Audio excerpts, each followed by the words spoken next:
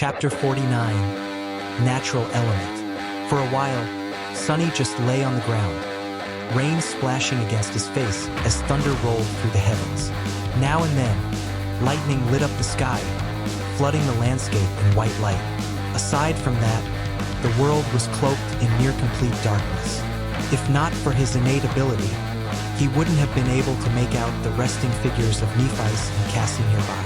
But soon, something began to gnaw at his sense of peace. A strange feeling tugged at his consciousness. Something wasn't right. He frowned, trying to locate the source of this unease. Eventually, he realized it was his shadow trying to get his attention. "Please, just a moment of peace. I need rest." He was utterly drained, both mentally and physically. Yet the shadow wouldn't yield, kept insisting. With a groan, Sunny rolled onto his stomach and slowly pushed himself up. Nephice turned her head toward him, concern in her gaze. "What is it?" he grimaced.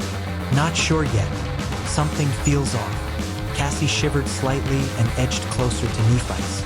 Sunny followed the unease from his shadow and scanned their surroundings for any hint of danger. Despite his enhanced sight, everything appeared normal. The cliffs towered high above the raging sea, forming a secluded island.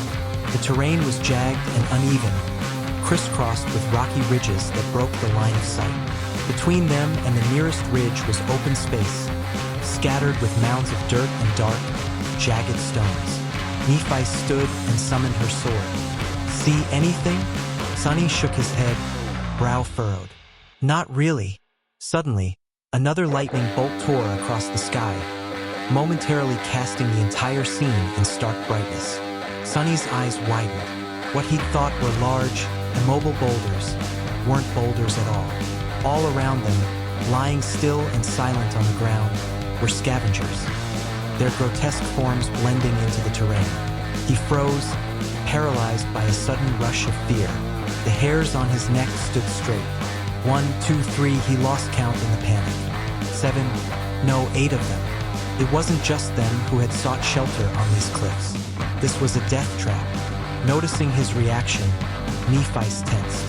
"Sunny," he turned to her slowly, whispering, "Don't speak, don't move, just stay where you are." She didn't question him. Her expression only asked what he couldn't say out loud. Cassie followed suit, silently complying. Sunny closed his eyes and forced a deep breath.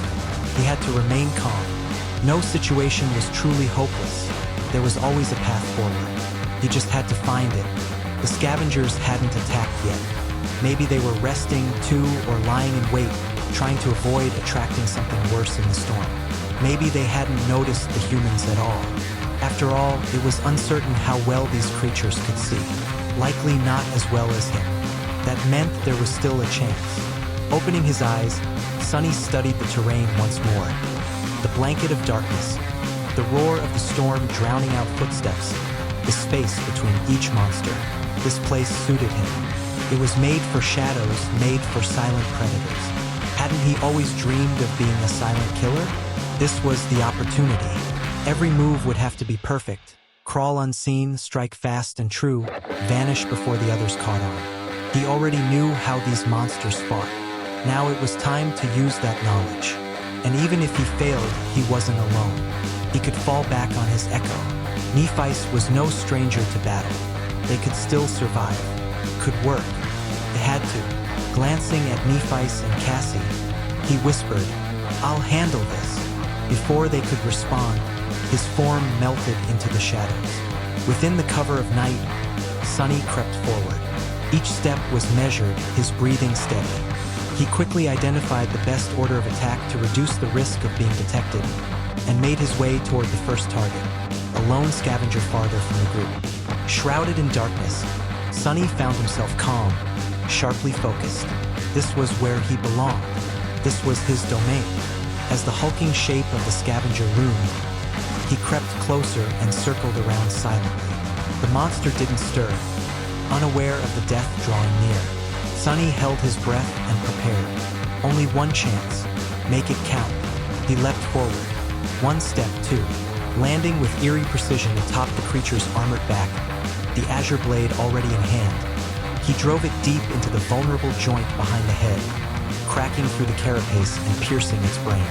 A faint crack echoed, muffled quickly by the storm. It was over. A rush of triumph surged in Sonny's chest, but he shoved it aside. This wasn't over. 7 more still lurked. He retrieved his blade and hopped down from the creature's corpse. But then he paused. Why hadn't the spell spoken? There was no message confirming the kill. No shadow fragments absorbed. A chill ran down his spine. Warily, he turned back to the scavenger. At first, he feared it might still be alive, but no. It was clearly dead. Still, something felt wrong. He looked closer, and what he saw drained the color from his face.